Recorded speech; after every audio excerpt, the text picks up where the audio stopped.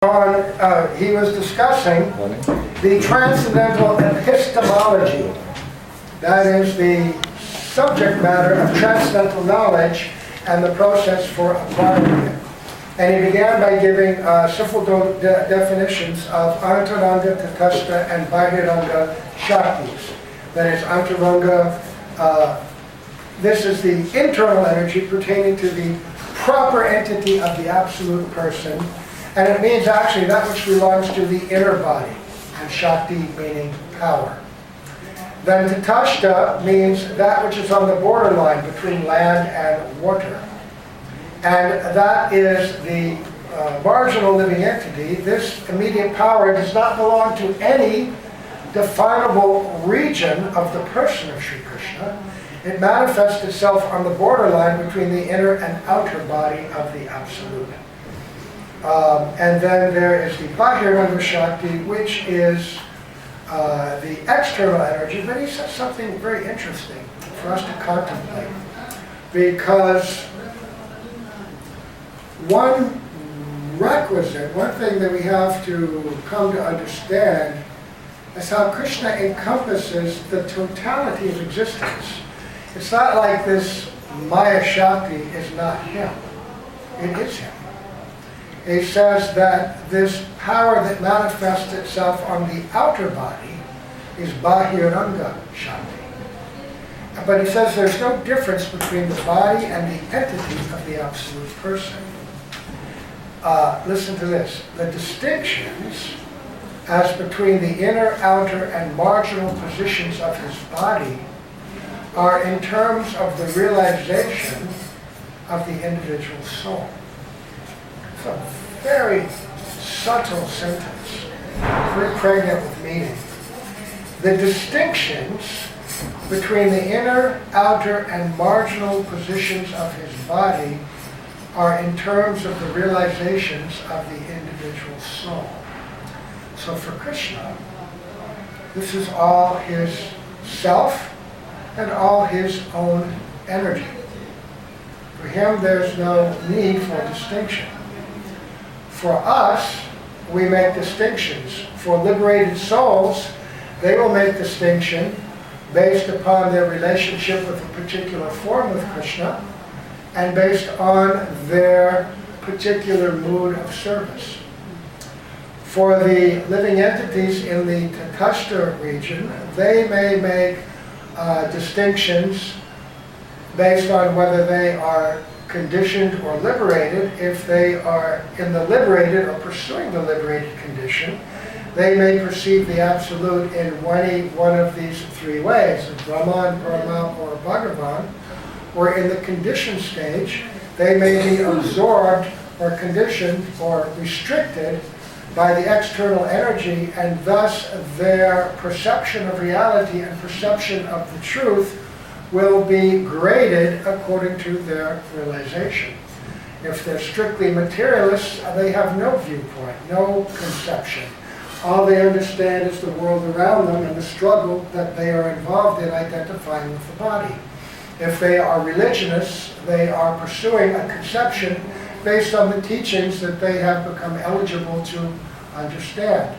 In the Jaiva Dharma, Bhakti Thakur gives a very beautiful appreciation of that, and saying that we honor and acknowledge that all living entities have some capacity to understand the Absolute, and thus they pursue and worship that Absolute according to their degree of realization.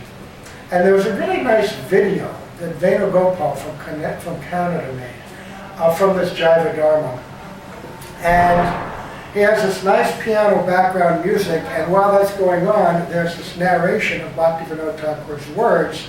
And while that narration is going on, there's video or little movies of different kinds of people in different religions exercising their free will in trying to worship the Lord according to their capacity. So the distinctions between the inner, outer, and marginal positions of his body are in terms of the realization of the individual soul. And since Prakashanapur is describing in much more detail the Upanishads and the way in which they give varying degrees of realization. There's a beautiful way to summarize that, which is given in the Brihad Bhagavatamrita. When Gopakumar gets up to Satyalok, the planet of Lord Brahma, then he, in fact, becomes Lord Brahma after some time. He takes that post. And then he hosts a gathering of the personified Vedic literature. You remember reading that? Shama, did you read that? Yeah. Have you read Bhagavatamrita? Yeah. So anyway, there's this beautiful debate going on. And they're debating what is higher, Brahman realization or realization of Bhagavan. And so most of the Upanishads are debating in favor of impersonal conception. Not the Mayavad, but the Brahman realization, only up to that point, the undifferentiated energy of the Lord. And the Srimad Bhagavatam, personification of Srimad Bhagavatam, and those associates are getting very impatient with them. And the debate is getting a little heated. And finally, Srimad Bhagavatam walks out in disgust. I'm not taking part in this debate anymore. This is ridiculous. This is useless. And he walks out with his associates. And Gopakumar, who's now Lord Brahma, runs after him and says, wait, no, wait! Because Gopakumar is, of course, attracted and pursuing that conception. He says, please stay and speak. So then Srimad Bhagavatam comes back to the debate and he begins to speak. And he reconciles the different levels of realization. Because he has a higher position, he can reconcile. I remember we used to use this example of mountain climbers. If there's a big mountain, different people may be climbing it. And one person may be on the east face and may get about halfway up. And he'll look out over the countryside and describe it. Oh, the world is a jungle. And it's got rivers flowing through it and this and that. And that's what he sees. That's reality. And another person says, well, on the west side, no. Everything is desert. It's all desert, you know, and there's no water to be had anywhere. It's just all sand everywhere. It's about here. Someone else on the other side says, no, it's grassland, very beautiful. Another one says, what are you talking about? Grass, jungle. It's all urban landscape. It's all cities, this and that. There's another perspective. But one who's on the top of the mountain, he can see in every direction and reconcile and harmonize all of the different perspectives. So until we come to that topmost point, there's no capacity for harmonizing. So one of the symptoms of advancing in bhakti is as we grow in the madhyam stage, then we are able to naturally feel more compassion and help and be able to approach and help people of different kinds of realization. When you're on a lesser stage of bhakti in kanishta, your own faith is very fragile and your own sum of knowledge is very meager. Any opposing point of view threatens your own belief. And so you argue very strongly against it. But a higher level devotee, based on realization, will be able to say, oh, well, what you're saying has some validity. This is what we perceive, this is how we describe it, and you can present it and harmonize it in such a way that most people of open mind, innocent and good heart, will be able to appreciate. And Bhaktivinoda Thakur now is laying on more and more information to help those who have that basic mentality of innocence and open-mindedness. Sincere spiritual speakers, wow! You know, if they can get beyond the conditioning or the restrictions imposed upon them by their own sectarian conception of religion, then they can grow into the higher conceptions that the Vedic literature actually provides. So even within the Vedic literature itself, the students of it, they may also be constrained by lesser conceptions. So that sentence again, where he says the distinctions, even between understanding Bahiranga Shakti, the outer body of the Lord, the Antaranga Shakti, the interbody, and the Tatashta, that marginal region, all these are understood in terms of the realization of the individual soul. So, although Sri Krishna is one without a second, he has his own multiple forms according to the degree and variety of his subjective manifestations. The subjective entity of Sri Krishna is not liable to any transformation. His different forms are therefore aspects of the one form manifesting themselves to the different aptitudes of his servitors. This is a very important underlying principle, that Krishna himself is never subjected to transformation.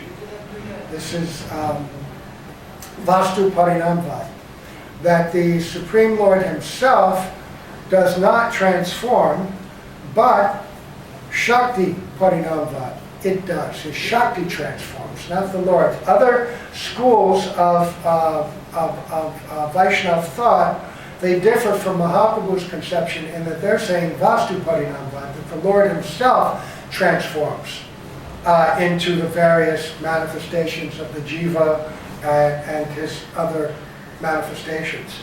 But actually, the Lord himself does not transform, and in fact, this is important to understand the nature of his individual expansions. They're not transformations, rather they are in fact just different manifestations of his own being. And there's a beautiful verse which corroborates that. I had it open. It's Lord Brahma, when he's praying for creative powers in the third canto, in the 9th chapter, I believe it's the 11th verse, he says,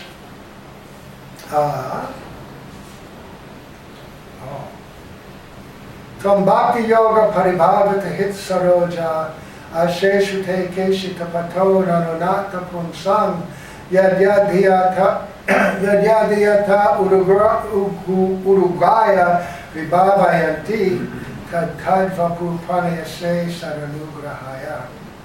Oh my Lord, your devotees can see you through the ears by the process of bona fide hearing, and thus their hearts become cleansed, and you take your seat there. You are so merciful to your devotees that you manifest yourself in the particular eternal form of transcendence in which they always think of you. I think this verse was also quoted in the Chaitanya Charitamrita. And there, Srila Prabhupada, same verse, he translates it a little differently. O my Lord, you always dwell in the vision and hearing of your pure devotees. You also live in their lotus-like hearts, which are purified by devotional service. O my Lord, who are glorified by exalted prayers, you show special favor to your devotees by manifesting yourself in the eternal form in which they welcome you. And there in his purport, he says, the Lord has innumerable forms, which he quotes Brahma Samhita to confirm that.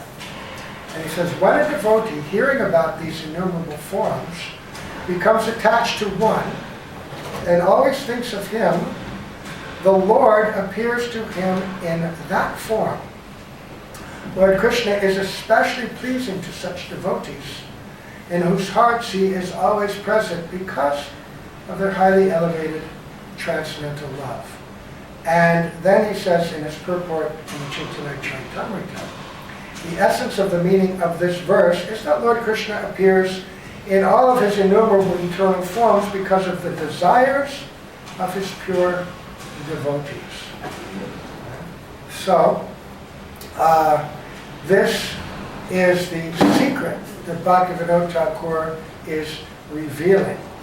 That the Lord, he has these innumerable manifestations. And this, he says, because the subjective entity Krishna is not liable to transformation.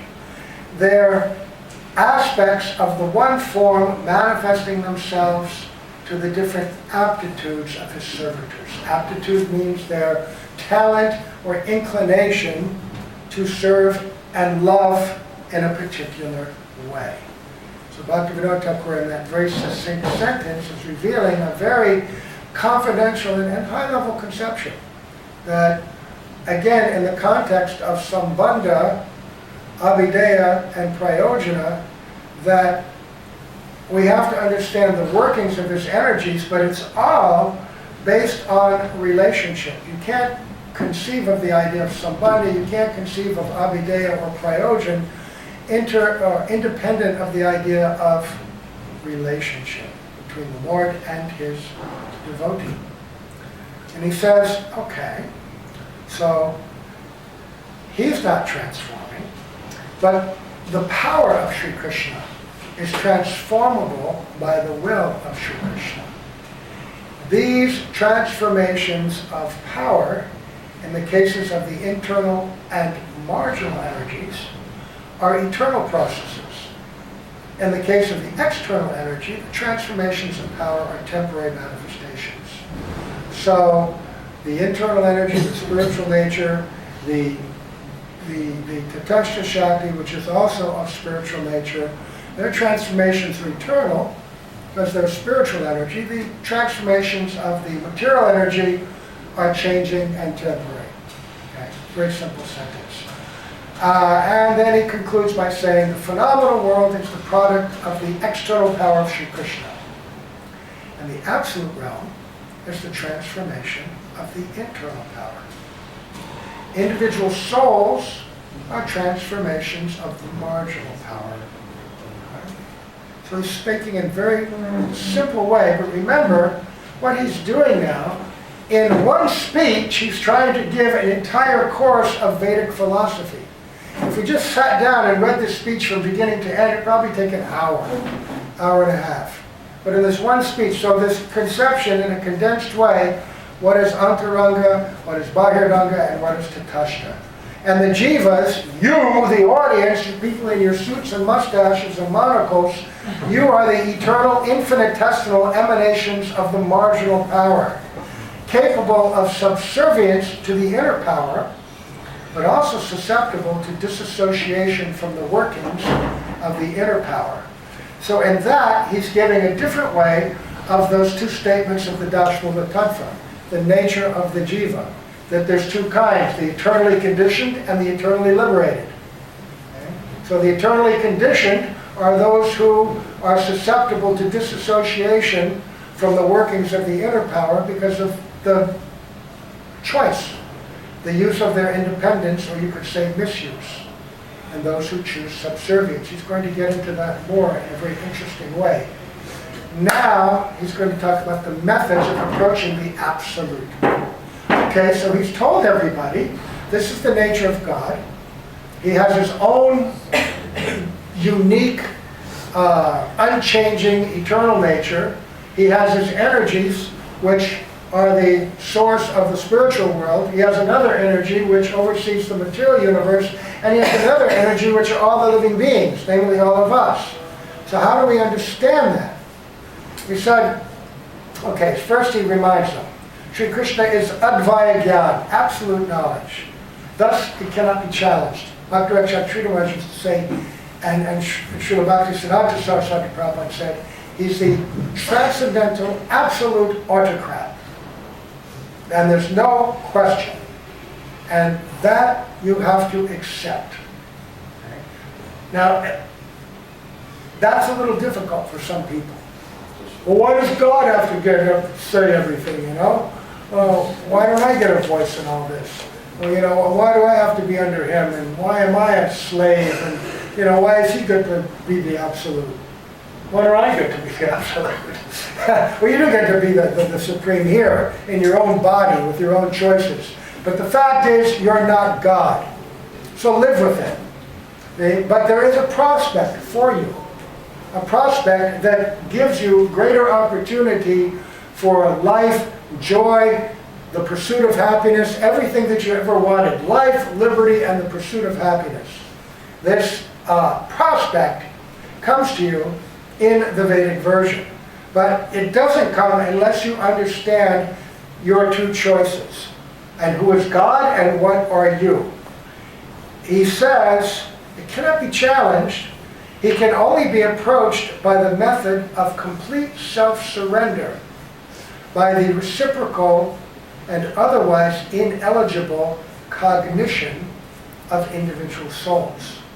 The cognition of individual souls means their ability to acquire knowledge, to become aware, to know something. And it means that self-surrender, reciprocal cognition, means that your pursuit of knowledge, pursuit of experience, pursuit of activity, everything that we're used to doing here in this material world, which is all self-centered towards our own individual ego, now becomes focused on the Lord and becomes a reciprocal activity. But that reciprocal activity is one of surrender to that supreme absolute. Otherwise we're ineligible. Now he says, and they say, well, how do I know that? Can you prove to me that God is there? You know? I have no evidence, is what the science is. Oh, you're making an extraordinary claim, you should present extraordinary substantiate that claim. We can't see God, you know. He's not in our microscopes, he's not in our telescopes, There's a nice story in that connection that Gurudev tells. It's about a king and his chief minister, who was very intelligent. And the king had some question. And he said, Chief Minister, I've been contemplating this for some time. These sadhus are coming. They say there's God, there's Bhagavan. I don't see him. Can you somehow prove to me that God exists? Chief Minister goes, how do you prove it to somebody like that? He goes, but he knows if he can't do it, he's on shaky ground, because kings are fickle people. And if you don't satisfy them, they may replace you with somebody else. So he doesn't want to lose his position, and so he's very smart. He says, well, let me do some research to give you the best answer. I'll get back to you in 3 days. So he goes back to his home, and he's looking in his library, and trying to figure out what to say, how to do this, and after 3 days, he's got nothing. How am I going to prove God exists to this king, the skeptical king? And he's pacing back and forth, becoming more and more distressed. And his little son, young son, very bright boy, he's looking at his father. Father, what's wrong? Oh, don't worry about it, son. I'm too busy. No, Father, I can tell you're disturbed. What's the problem? And he loves his son, so he says, oh, the king, my boss, has given me an impossible task. I can't fulfill it. I may lose my job. And he says, well, what was the task? And he says, well, he told me I have to tell him if I can prove to him that God exists. The boy says, that's all? And he says, well, yeah. He goes, oh, no problem. Take me with you. I'll tell him. And he goes, what? Father, don't worry. Anyway, the father's so full of anxiety, he's so exhausted by now, he has no other recourse, and he just goes along. His son's very charming and influential, so he goes back to the court, and he's thinking, well, even if he doesn't get it, maybe the king will forget, and he'll think, oh, it's just a child, you know, how could he know? Anyway, he's just nervous. He's like a drowning man who will grasp at any straw in the ocean, trying to keep himself afloat. So they go to the king, they go to the court, the king's up there on the seat, and the boy and his father come, and the king says, Minister, call of you prepared to answer my question. And he says, well, my majesty, your majesty, actually, my little son's going to answer it for you. Aren't you, boy? And so the boy steps forward and he goes, yes. And so the king says, okay, boy, can you prove to me the existence of God? And the boy says, well, king, you're sitting up there on the throne, and I'm standing down here, but you have asked me a question. Therefore, I am the teacher, and you are the student, so I should be sitting up there, and you should be down there. And the minister goes, what? You know, but this kid, he's bold fellow. So they switch places, and the king goes, wow, this kid's really interesting. He'd make a good minister. So he sits up there, and then the boy says, King, order your attendants to bring in a big tub of milk. And they go out, they bring in a big tub of milk. And he says, okay, King, you see this tub of milk? Is there ghee in there? And the king says, well, yes. In one way, of course, there is ghee in there. He goes, can you see it? Well, no, I can't see it now. Why not? Well, first you have to let the cream rise, then you have to churn the butter, then you have to boil the butter, and then you separate the solids, and then you get the ghee. And the boy says, exactly right. And in the same way, God is everywhere. Just like there's ghee everywhere in that milk, but you can't see him without undergoing the proper process. And if you undergo the proper process, then you can see there is God. So unless and until then, you can't see. And the king goes, oh! And everyone goes, joy, joy, and the minister kept his job, the king was happy.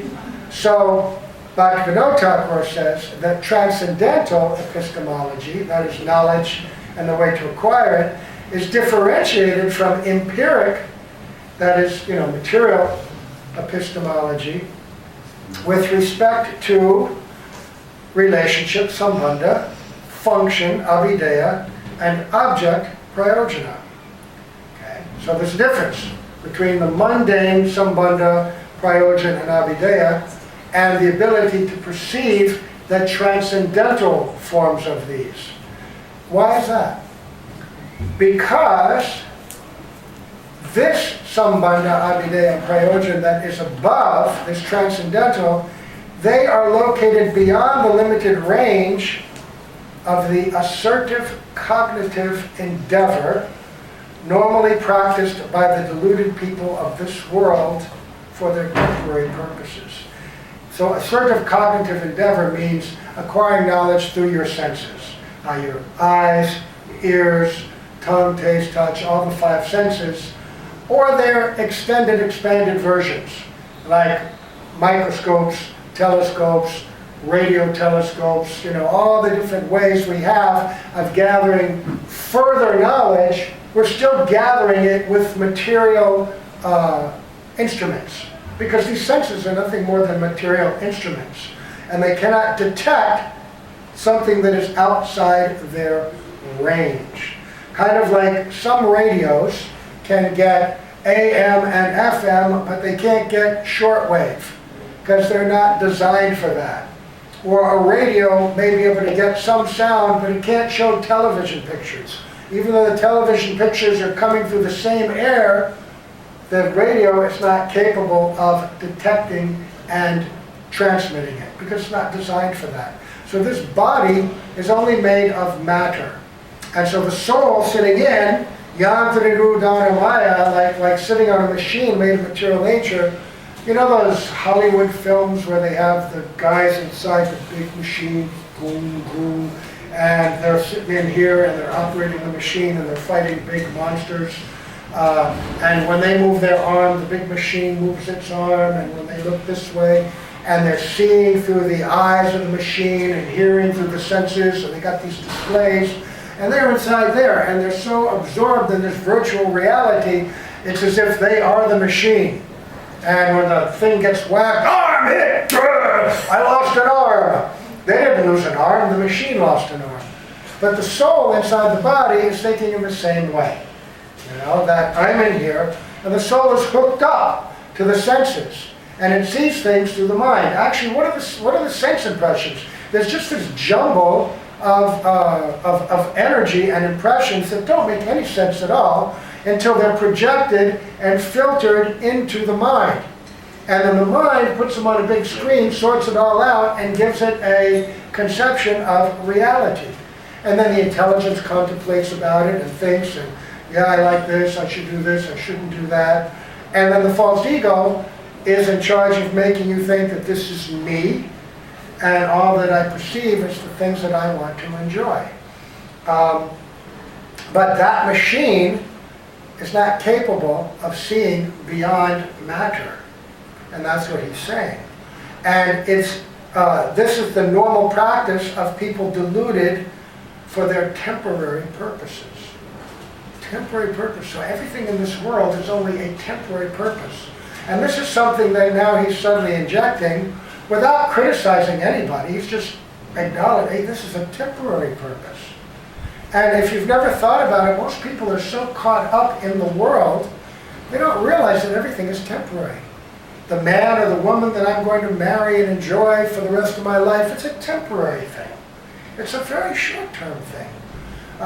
When Maharaj Yudhishthira was asked by the Yaksha the question at, what's the name of that kund that we go to?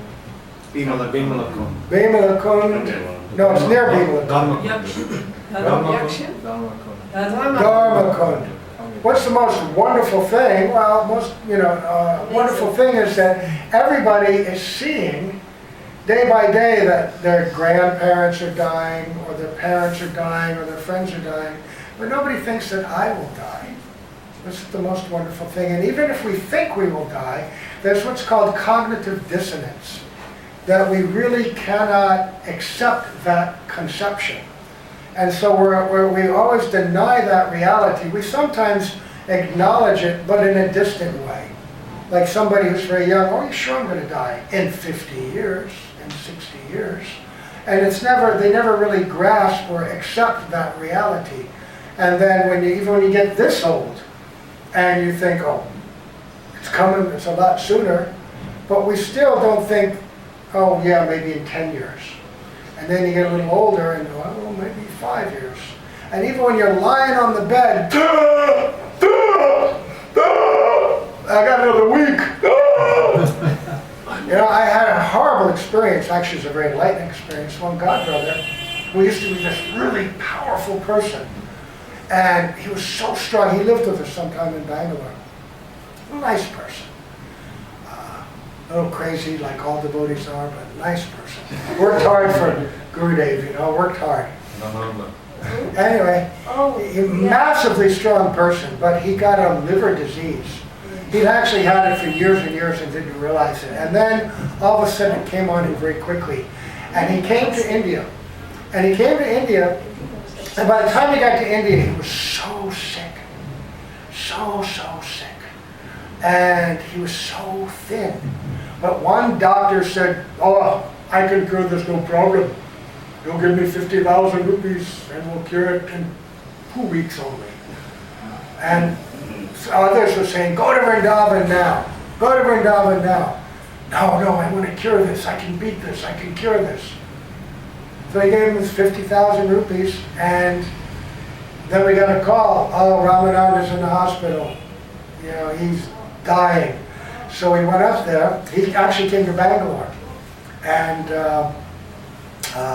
it was a hospital near Dundee Maharaj's farm and project. They were helping him. Very mercifully, very nice thing they did. And we went into this intensive care ward, and there he was. And this body that had once been so powerful, this guy, it was just skin and bones, giant bones. He had bones like a gorilla, but it was all just skin over it. And he was so weak he couldn't even open and close his eyelids.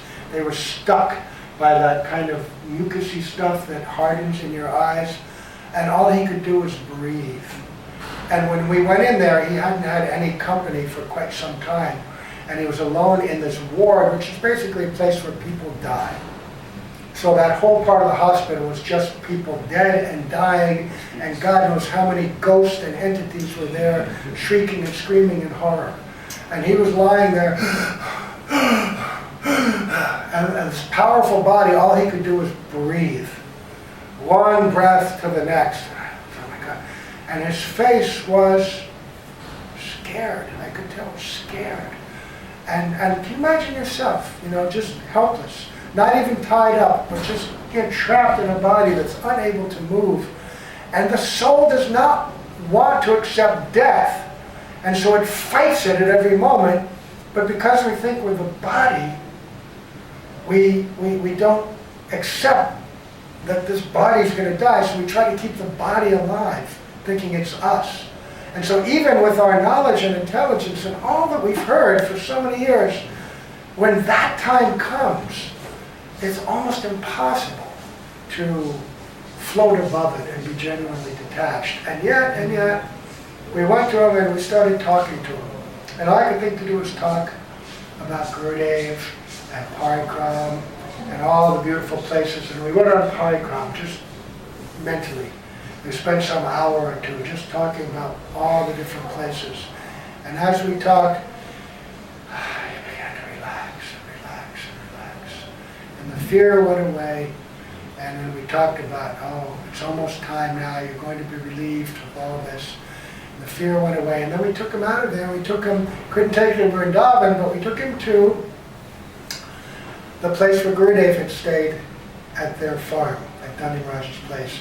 They had this room that Gurudev had stayed in, and they put him in there on a bunk bed. And put him on the bed, and there was a nice tape player like you had, one of those little boxes, playing Srila Prabhupada's kirtans and things. And again, we spent some time talking and telling pastimes, and he was relaxed. And I said, you're not in Vrindavan, but you are in a holy place, sanctified by the presence of Srila Gurudev. You were here when he was here. This place is holy. It's been covered by the dust of that great personality. He's here now, ready to receive you. And so now he was relaxed. And then we had to go. But next morning during Brahma Muhurta, he left his body very nicely.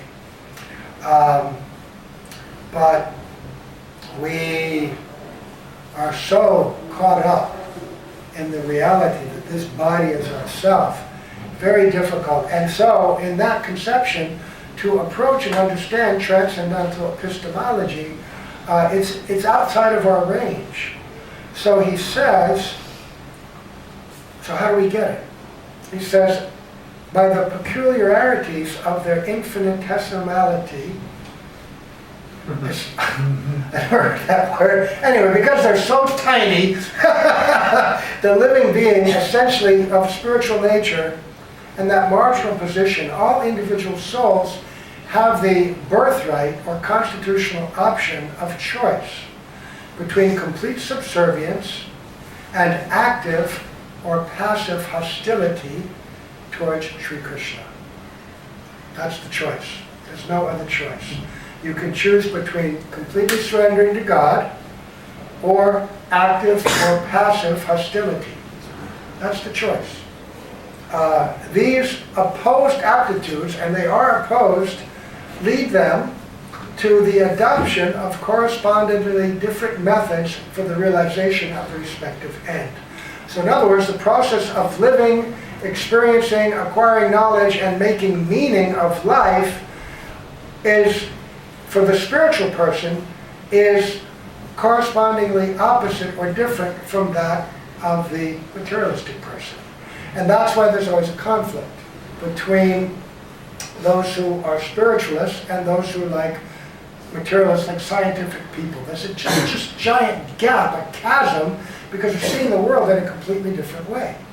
We see the world as all belonging to the Lord, internal, external, and marginal energy, and all being used in His service, and we're aspiring for that realm, and they see it as this is mine and this is me.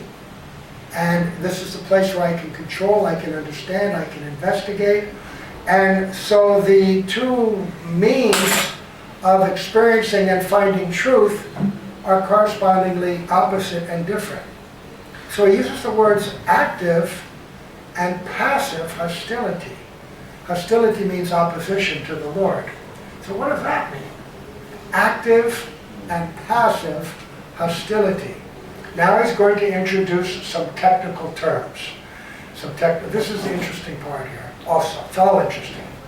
So, the methods that are adopted for the practice of active hostility to the Absolute are termed pratyaksha, which is individual sense perception, and paroksha, which he defines as associated collective sense perception by many persons past and present. So pratyaksha would mean what you find by your own endeavor, and paroksha would mean opening up an encyclopedia. or a history book and reading what everybody has to say, or a science book. But they're all still based on either your sense perceptions and conclusions or somebody else's. So if you have faulty senses, therefore your conclusions are going to be incomplete, and somebody else's, even if there are a whole bunch of them, they're all going to be incomplete and imperfect. He says, then there is an aparoksha method. Paroksha means the collective sense perception. Aparoksha method is the method of cessation from individual and collective perception. And this leads to the position of neutrality. What does that mean? That means like a yogi. Someone who says, oh, this world, it's all pain, it's all distress. Or a Buddhist. I'm going to withdraw my senses, withdraw myself from the world. I'm just going to concentrate innerly and be completely devoid of all contact with the external world. Right? For whatever reason. There are different motives for that. But basically, when one comes to the conclusion that I can't wring out any more enjoyment from this world, it's just a place of birth and death and pain, but you still haven't cultivated a mood of subservience or desire to serve the Lord, you're still independent, you still want to enjoy. But you realize, well, I can't enjoy out there, so I'm going to enjoy internally by removing myself from all of these sources of my pain. That's nirvana. Nirvana means no more pain from this temporary material world, because complete cessation of all external experience in the senses and the mind. So that's aparoksha. Pratyaksha, my own sense perception. Paroksha, collective sense perception. And aparoksha, withdrawal from the individual and collective positions, which leads to a position of neutrality. That means no identity. I was going to write all that up here, but I don't have a writer, and also I see he's got important notes, and I didn't want to make you have to write it again. Come in and then you say, oh, here's all my notes. So, Right on the backside? No. there is no backside. If you want to write it. We have a writer. I have a writer. Yeah. Well, anyway, so what happens with paroksha method, this withdrawal? It tends to an unwholesome and negative result if it seeks to stand on the mere rejection of pratyaksha and paroksha methods without trying to progress towards the positive transcendence. So if you would try to renounce and withdraw from this world, but you haven't cultivated a mood of service to the Transcendental Lord, then this is going to be a negative result. He says such inactive policy would be tantamount to the practice of passive hostility to the Absolute, and as such is even more condemnable than open hostility. Because open hostility, at least, hey, you're taking a stand, you know, people know who you are and what you stand for. Hey, eat, drink, and be merry, because tomorrow you may die. That's pretty clear. But if someone says, oh, I'm going to teach you something spiritual, but they teach you basically what is tantamount to spiritual suicide by denying your own existence, then this is even worse. And this is also a kind of hostility because you still haven't awakened a sense of service. And in fact, what they're trying to do is that they're trying to become God themselves. That I am God, you're God, we're all God. We just have to withdraw from this temporary world of illusion, and then we all become one, the great consciousness. And this invokes a kind of pride and pratishtha and illusion of grandeur, which is even greater than anything that you could accumulate in this material world. And it's very dangerous for followers of such people because people who follow spiritual ideals, wrong spiritual ideals, they're prepared to sacrifice everything. People can be misled more in the pursuit of a misguided spiritual ideal than they can for any material cause, because spiritual ideals result in a higher level of perfection or enjoyment. Even if you kill yourself, you get some higher spiritual reward. So, this is more dangerous, because you're pretending to be a spiritualist, but you're actually denying the existence of God even more. So, he says, no method can be recognized as suitable for the quest of the truth that is actuated more or less by the purpose of opposing the absolute supremacy of Sri Krishna. In other words, individual souls cannot realize the subjective nature of the absolute except by the exercise of their fullest subservience to Sri Krishna and his inner power. He keeps using the word subjective when referring to Krishna. What's the opposite of subjective? Objective. So, who's the subject? In this world, in our experience, in false ego, we're the subject, right? In our daily activities, everything we do is based on us. I'm getting up, I'm taking a bath, I'm going to hear class, I'm going to take prasad, I'm going to do this, I'm going to do that. We're the subject of our life. What did you do today? Oh, I did this, I did that, But actually, we're not the subject. We're the object. The subject, the super sub, Sridhar should call Krishna the super subjective reality, because he is the source of all other so-called realities. They are realities, they're part of him, but they are not really the subject. They're the object because they're created by him. And he is the subject, he becomes the subject of our devotion, of our attention, of our consciousness. Right? And then we become the object of his mercy, of his love, of his favor. Loving exchange. So, we have to accept the subjective nature of the Absolute by this method of full subservience to Krishna and his inner power, internal energy. Of course, that's a coded word for saying all of his eternal associates and that spiritual realm. That we become subservient not just to Krishna, but to all those who are serving them there. Then we enter into that relationship. Then Sambandha takes on a different meaning.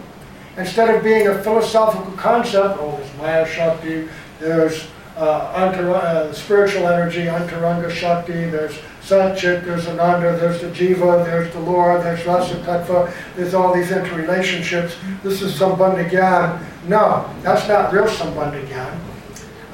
Real Sambandha Gyan means, there's Srimati Radhika, there's Lalita Devi, there's Rupa Manjari. There's my Guru Manjari, my Guru Saki. This is the relationship. My friends in the spiritual world, their relationship with Radhika, their relationship with Krishna. Their village relationship. You're the cousin of Krishna. And so you are the sister of the brother of Upananda. This is real relationship. This is the real Sambandha. So, the failure of the individual soul to find the truth is brought about by their own innate perversity. We're all perverts. Innately perverted. And we've been arrested and thrown in prison for it. We're in a prison house of perverts.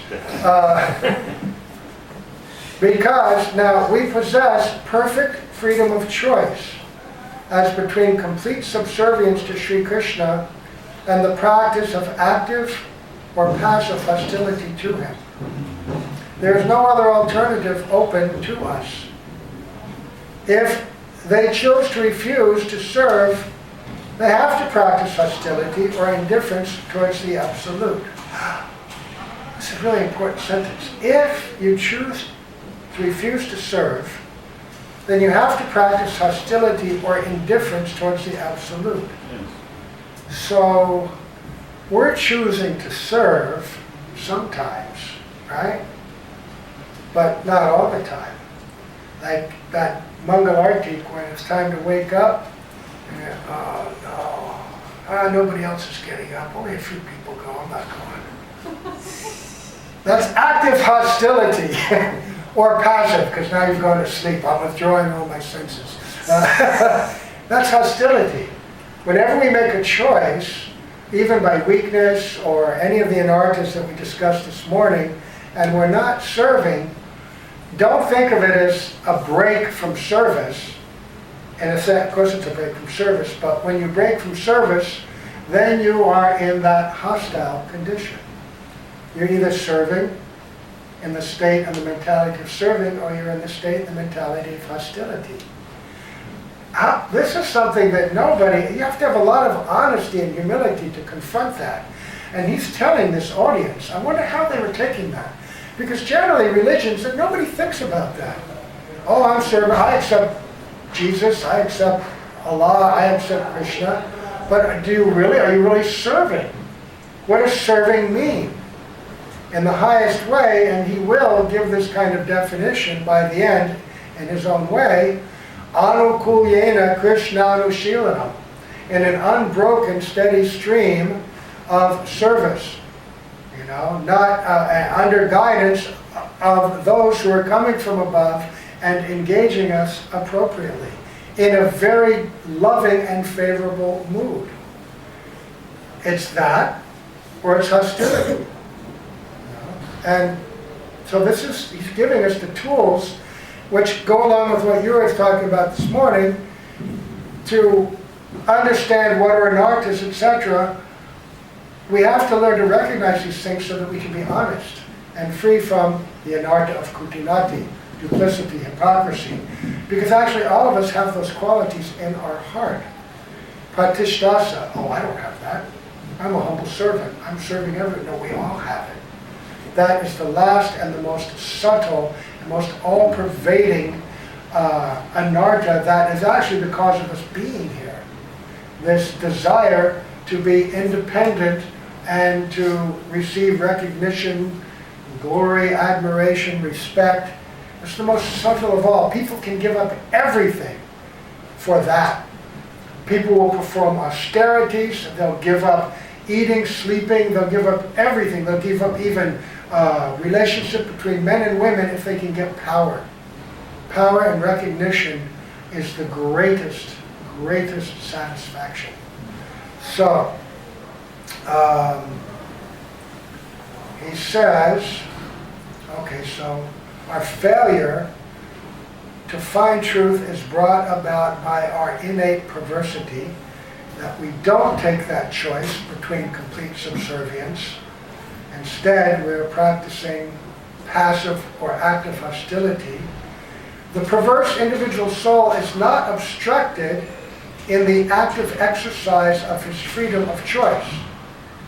He is unable to exercise the functions of hostility and indifference within consistent deterring limits by the wonderful contrivance of the deluding power of Krishna.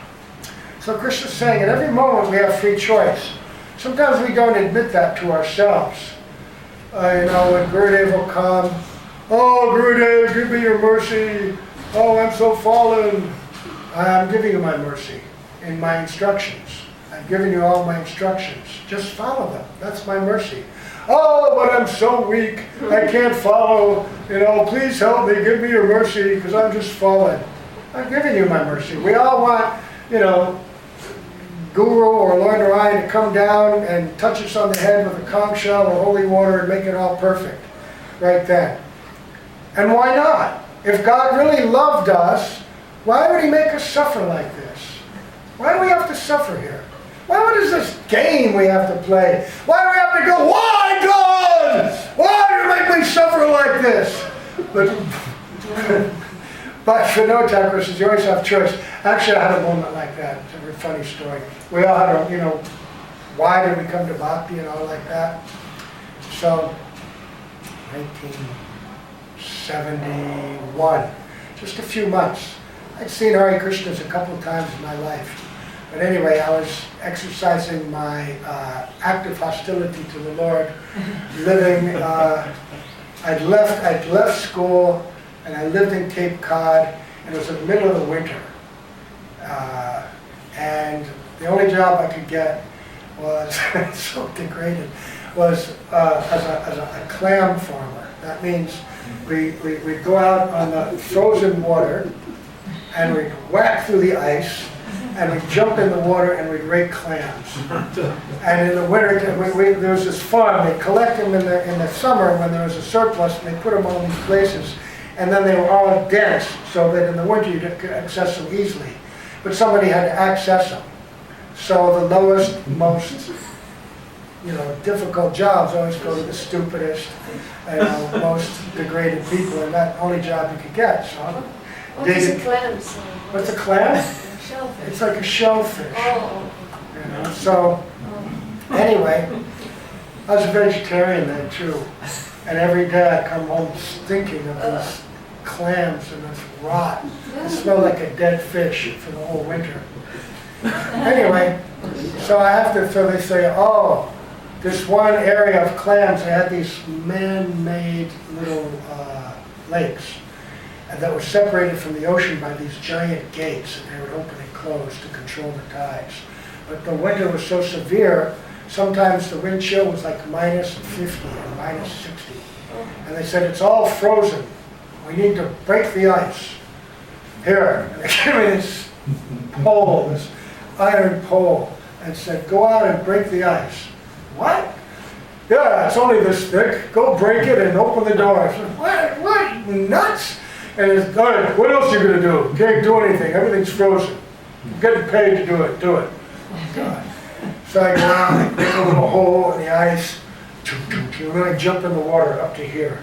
We got these waders on, and I'm chopping. It's a beautiful day, crystal clear, blue sky, and all I can see all around me is white ice, like a circle of white ice over my head. I'm chopping.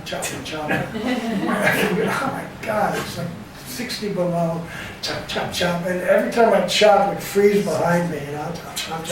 And I thought, if I slip one little bit, the water's going to pour into my waders. I'm going to get hypothermia. I'm going to sink under the water. I'm going to drown upside down in my boots. And they're going to find me 3 months later when the ice melts. I said, what am I doing here? And then it was like, I felt like Charlton Heston in Moses or something. I picked the thing up and I go, God! And I screamed to the heavens. Is this the meaning of life? Is this all there is? Oh! I threw down my thing and I'm not doing this anymore. And then a few months later, I was living in a temple, found the devotees and this and that. God heard you. So this is what he talks about. He says he's unable to exercise. Active submission. Well, here he says he's unable to exercise the functions of hostility and indifference within consistent deterring limits by the wonderful contrivance of the deluding power of Sri Krishna. So you can act independent, but Krishna provides consistent deterring limits. Deterring means discouraging, something that will make you unhappy or suffer. So Krishna says, oh, you want to be independent? Here, go rake some clams. Go and dig the ice, wait. And he calls this wonderful contrivance, this wonderful invention of the deluding power of Sri Krishna.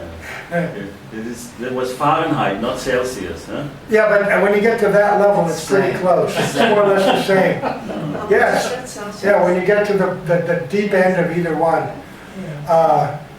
Because it's pretty damn cold. Maybe it was only 30 degrees Celsius, minus 30. Oh, no, but it's more, it's pretty cold. It's like pretty cold. Because Celsius is only 30. Fahrenheit, no, it's more cold than Celsius. Anyway, really cold. You spit and it freezes before it hits the ground. Yeah. And we're out there. Oh, and we would go out as the sun rose.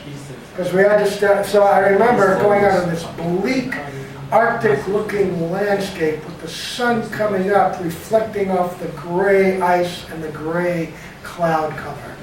And thinking, my God, what kind of life is this? But the consistent deterring limits by the wonderful contrivance of the deluding power of Krishna. So he says the continued deliberate exercise of such hostility and indifference towards the Absolute by the perverse individual souls results necessarily in the suicidal abdication of all activities by the deliberate offender.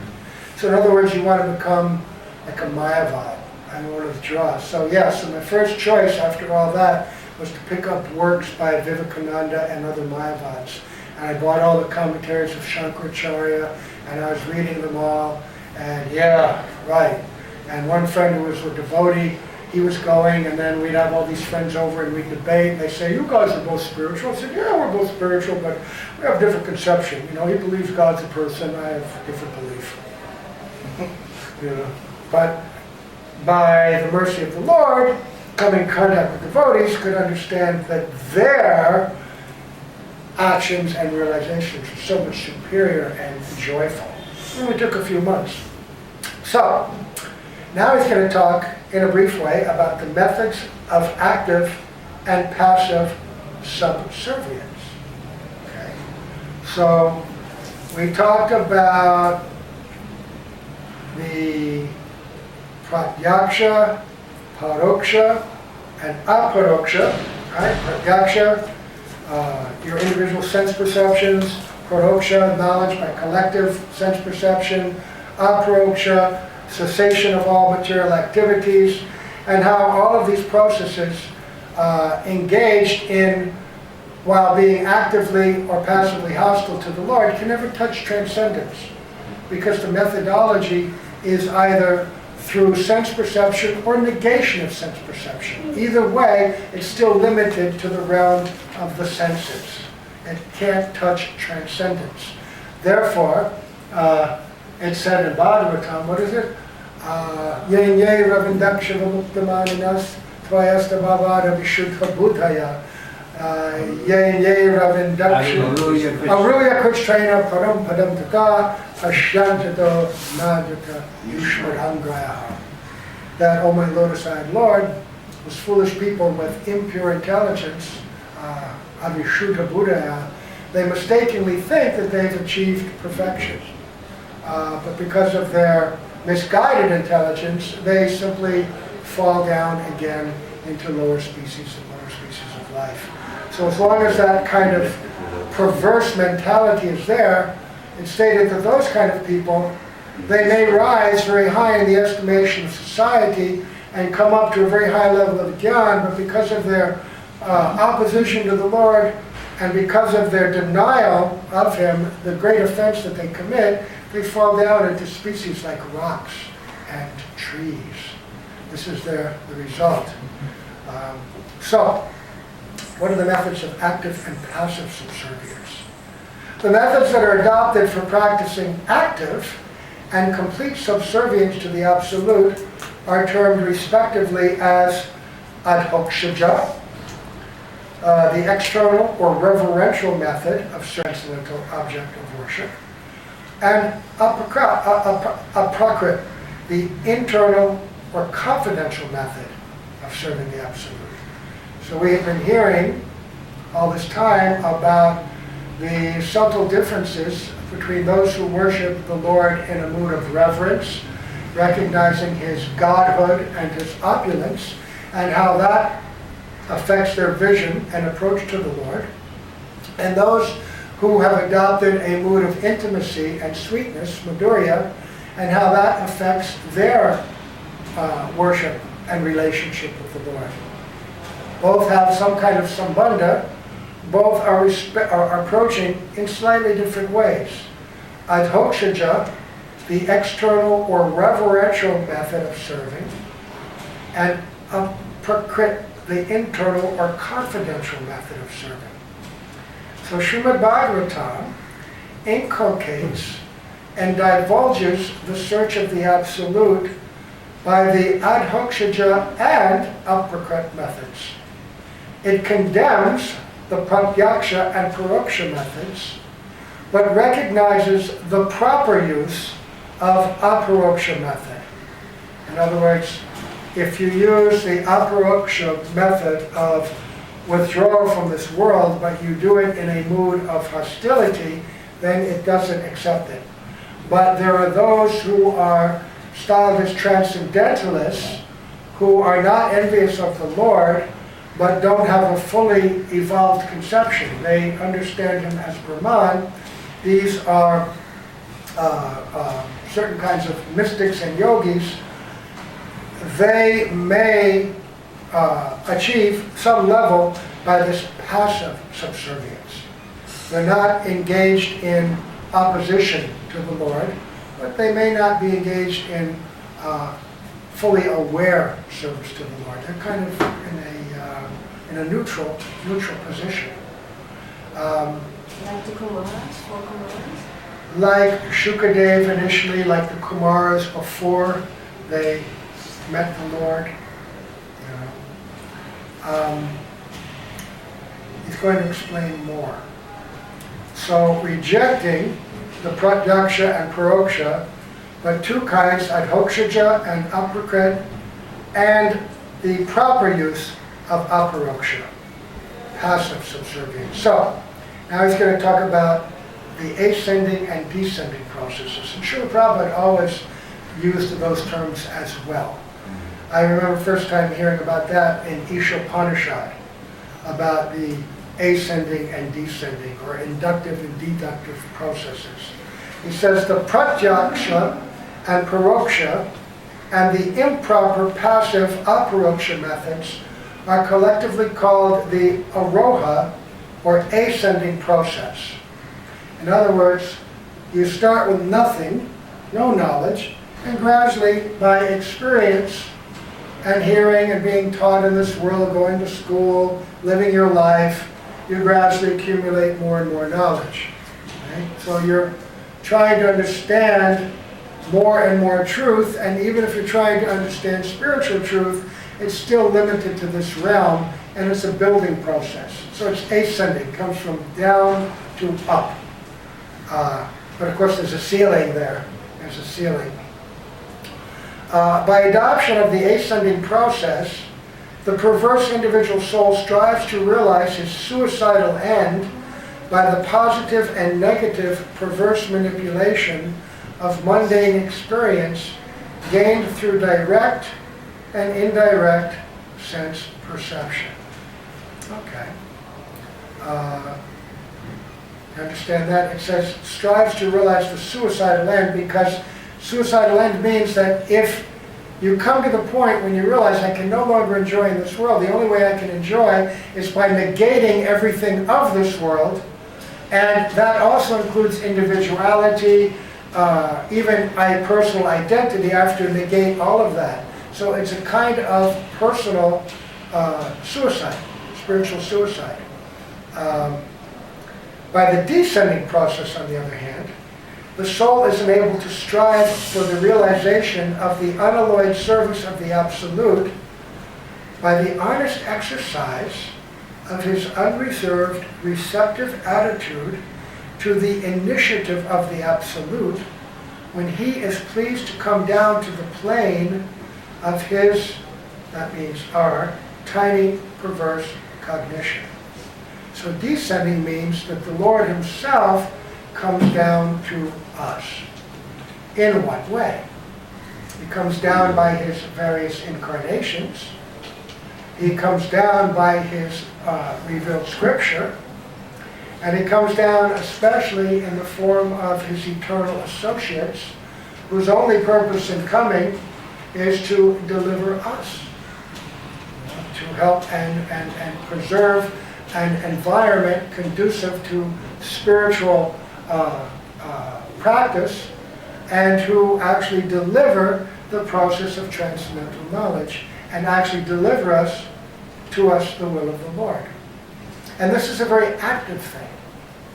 Of course, Guru's instruction, and sometimes it seems like it can be very general and broad, and we can take it or not, or delay it, or this or that. But there's one thing very instructive about how tightly Sri Guru is connected with Krishna. There was one disciple of Srila Bhakti Saraswati Prabhupada, and he always liked to be told in advance his instruction. Give me a couple of weeks so I can prepare, because he's a very busy guy. He's a business person, also had some government job. And so he's saying, okay, you know, I'll do it, but give me some advance notice so I can rearrange my schedule. And he got another instruction from Srila Saraswati Prabhupada like that, and he said that, well, I need more time to arrange my schedule so I can accommodate this instruction. And Srila Saraswati Prabhupada said to him, but I myself received the instruction only 5 minutes ago. So, Chaitanya Charitamrita describes who is Guru really. Guru is Krishna himself. He first manifests as Chaitya Guru, Guru in the heart, but because we can't detect the Lord with our imperfect senses internally, he manifests externally as that most perfect personality. And that perfect personality perfectly conveys the instruction of Chaitya Guru, of Supersoul, of Krishna in the spiritual realm. So whatever Guru is telling us is exactly what Krishna is telling us. And so when we hear order from Sri Guru, we should understand this is coming directly from God himself. That Guru is that empowered representative. We sing it every morning, or at least those of us who come to Mangalarti do. Sakshad Dharitve Nasamasta Shastra. You know, that he is the empowered representative. And without Jasya Prasada, Bhagavat Prasada, without receiving and accepting Sri Guru, you can never receive the mercy of Sri Krishna. So basically, the descending process means Guru Parampara. The Lord appears time to time, and then Evam Parampara Praptam, you know, I have created this system of parampara in order to continue this chain of instruction, the general objective instruction that I give in my scripture, and the subjective instruction specifically to each soul through Sri Guru. Srila Prabhupada gives a very beautiful purport of that. I'll find that and give it later. It's in, it's from that first chapter. I have it in my little shloka book. I'll find that. We'll give it in the next day or so. So, by the descending process, the soul is enabled to strive for the realization of the unalloyed service of the Absolute by the honest exercise of his unreserved receptive aptitude to the initiative of the Absolute when he is pleased to come down to the plane of our tiny perverse cognition. Wow. So, pretty elegant language to convey these conceptions. And then I'll just quickly read this last part. The fruits or the objectives of the different methods. Okay, so whatever method you're going to use is going to be a result. We know that. Everything that you do has some effect.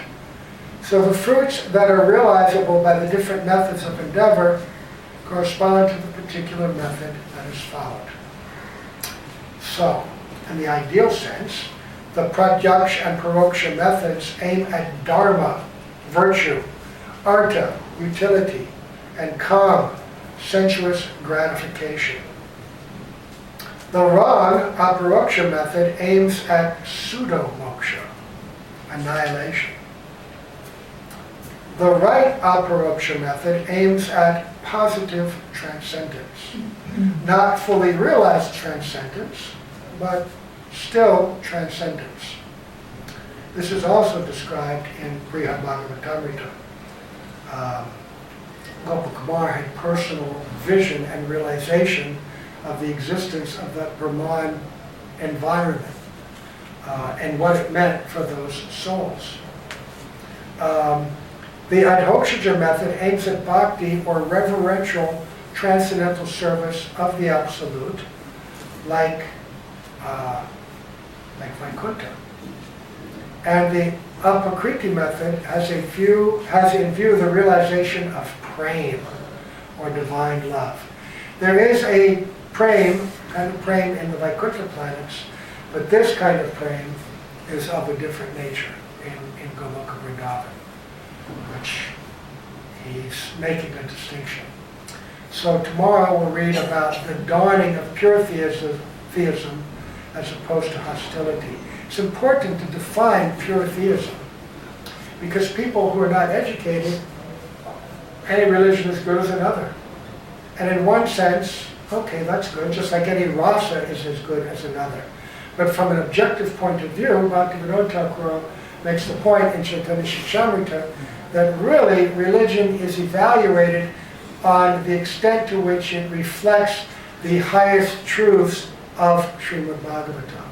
To the extent that it reflects and teaches and shows those, to that extent it is more or less valuable. So we don't oppose or discourage anybody at their particular level, but we do, when people are open and receptive, give broader concepts. And if they have the eligibility, they will come to this appreciation. And if they don't, they won't. But if people don't have that eligibility, how do they come to that? By the process of the Yuga Dharma. The one thing that we can always stress to everyone is that no matter what your religion, take up the chanting and glorification of the names of God. You do that, and no matter what your religion, you will come up. Because Nam Namakari Bahudani Sarva Shaktis Drapitani Metaksmaranena Kala. My Lord, you have hundreds and millions of names. And in all of these you have invested your transcendental potency.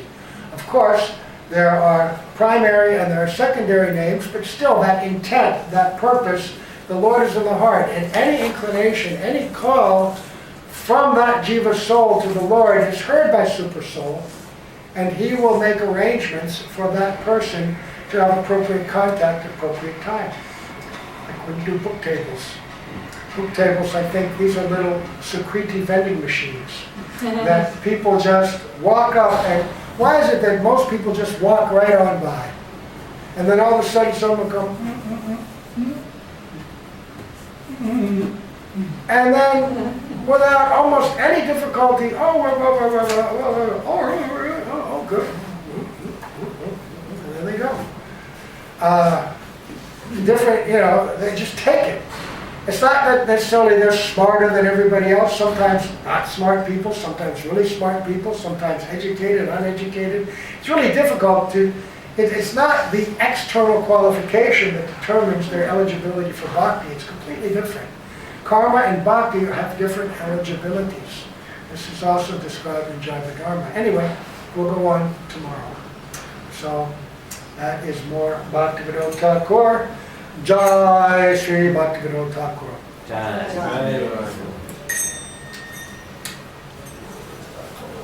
Oh God! Sorry.